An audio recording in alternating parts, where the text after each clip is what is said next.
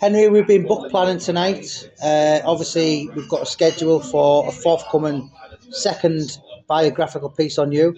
But there's been some extremely sad news this week on a guy who, in fact, I've seen a picture this week, which I'm going to use for the thumbnail. James Cook, Hackney. I interviewed James for the Mickey Duff book. I met him a couple of times, London X Boxers. You knew him. How was James? Nicest people I've ever met in my life. That's the truth. Yeah. Jimmy. Such a lovely person, down to earth, and one of the saddest days ever when I seen it, and I was hoping it'd be a little bit of a scandal. Unfortunately, it wasn't. It's genuinely one of the nicest people I've met in my life. Was there any links that you and him were going to box? No, never. Thankfully, no, because it wouldn't have been hard feelings anyway. Jim is an absolute gent. For all the boxing world. Yeah. If everybody can be like that, epitomised boxing, what it should be like. Mm-hmm. Shook hands before, get in the ring and fight. You win, you lose. You don't often draw. And that's it. That was it. What it is, Jamie. And it's just a lovely, honest person.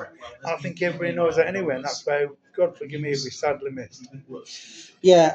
I mean, as I said, I interviewed him for the Mickey Duff book.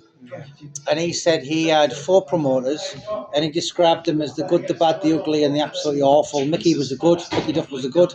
So you were in the same camp as him? Yeah, I was in London training with you, man. It was just good memories, man. And yeah, good people in this world, and he was one of them.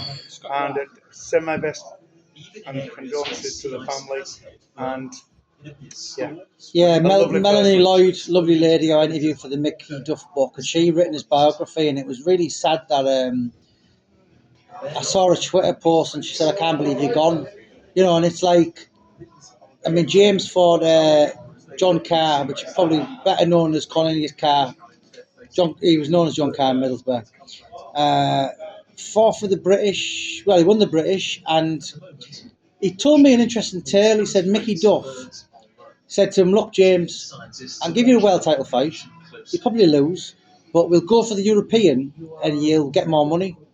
And Mickey was all about the fighters. Well, it's not about Mickey Duff, but James Cook, Hackney, middleweight, he was like a middleweight, and lovely man, and really sadly missed. I don't think anybody grudged him. When he became European champion, I think he beat Frank Nicotra. That's right. If I'm right, Frank Nicotra. And I was so happy. I was screaming at home, funny enough. And I was watching him.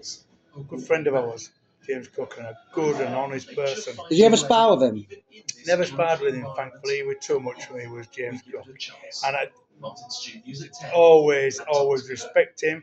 And I wouldn't have liked sparring with him, to be fair, because me and him we were friends. I don't want to go down that road. He was a respectful person, and we always had a little cuddle and respect each other, me and him. And even though we never boxed, and even if we would have boxed, I think we'd have been the same anyway. Yeah, absolutely. Which should happen in boxing anyway. That's how boxing should be. Yeah. So last word on James Cook, Hackney. Lovely man, James Cook. And condolence to the family, and you're in here.